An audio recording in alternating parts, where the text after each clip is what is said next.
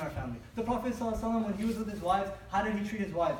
Sauda radiallahu anha was spending a night with the Prophet ﷺ. She had her day. Aisha radiallahu anha made halwa, and she wanted to bring it to the Prophet ﷺ. She knocked on the door, and she said, Ya Rasulullah, I brought this halwa. Sauda radiallahu anha opened the door. She said, I don't want it. Why are you bringing it? This is my night with the Prophet ﷺ. This is my day with the Prophet ﷺ. I want it all for myself. Why are you disturbing me? And she says, either take this halwa, or I'm going to throw it in your face. And she says, I'm not going to take it. So Aisha takes the halwa and she throws it in her face. And the Prophet ﷺ is sitting there and he's just laughing. He's joking. You know, he's not causing any type of problem. The Prophet ﷺ was that soft. You know, these types of issues happen. But you should still be down to earth and merciful. The Prophet ﷺ would race with Aisha anha, and he would let her win the first time. And then he would win the second time.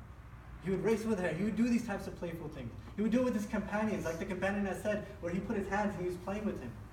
This was love. The Prophet ﷺ was a mercy upon mankind, not just to tell us to forgive people, but to inhibit that quality, instill it within ourselves, and actually transcend it and form it into practice with everyone, in every single situation within our life.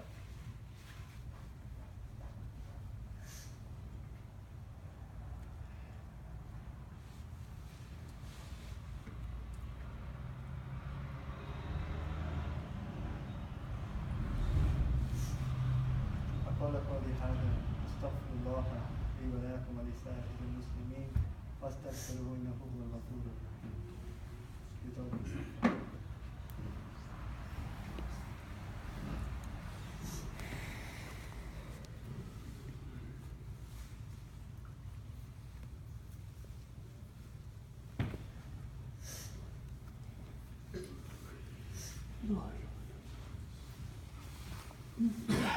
بسم الله والحمد لله والصلاة والسلام على رسول الله صلى الله عليه وسلم. You know, why do we need to instill mercy? Why do we need to have this type of quality instilled within ourselves? Do you see the problems that are happening within our societies where bigotry is increasing, racism is increasing, prejudice, people are being more prejudiced towards Muslims, causing these types of harms? And we're stuck in our own ways, fighting and arguing in our own little dilemmas, in our own matters, that we can't even think about the other issues. Muslims used to be the people that used to create hospitals.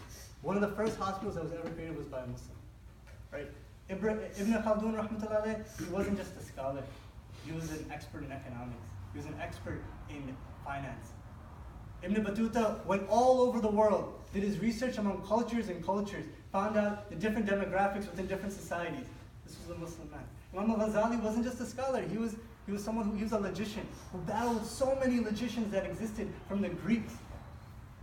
He was a philosopher that dealt with so many philosophical issues that came from people who were trying to harm the aqidah of Islam. These people were revolutionary people. Students, these young youth, they were great people at this time. And they were developed because they didn't fall into these affairs of these issues, and they had mercy towards one another. They would forgive immediately. They found an issue, they would forgive immediately. They would look at the bigger picture for everything. There's this just one story where these two men, they were walking and they were good friends. And they both were handicapped. So whenever they would walk in society, people would insult them. They would mock them, they would laugh at them. And so one of the friends was like, we're gonna go this way. This was a longer route. And his friend said, why? He's like, because they mock us. He's like, it's okay, they're mocking us, so we're getting rewarded, they're getting sin. He says, no, I don't want them to sin either. We're supposed to care for our own human family. We're supposed to care and have that vision towards people. Instead of these small little goals, small little narrow-mindedness that's just ruining our society, just causing these types of problems. If we establish mercy within our houses and within our families, our young youth, our kids, our family members, they would exceed. We were supposed to be progressive people who innovate things, people who make different attributions to technology, make different attributions to sciences. And we're just stuck it's an extreme now. Islam is one. If you're religious, you're going to go on one side. If you're, if you're going to be if you want a good job, a good career, you go on one side. And if we instilled mercy within our deen, love amongst people, then people would be out of this type of misery. The Ottoman Empire, when it was broken apart, what was the secret behind it?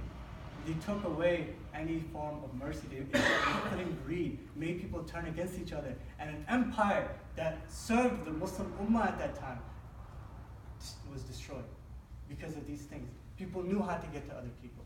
They know how to destroy civilizations. And Muslims, they've been one of the greatest people that have ever existed. And if we establish mercy, we can get there again. We can have these people that are experts in everything. We have bright futures. We have people that are working on these things. And as long as we do that, if we instill love within ourselves, we'll continue to develop and become better people. Martin Luther King says one thing. He says, darkness does not drive out darkness. Only light can do that. And hatred does not drive out hatred. Only love can do that.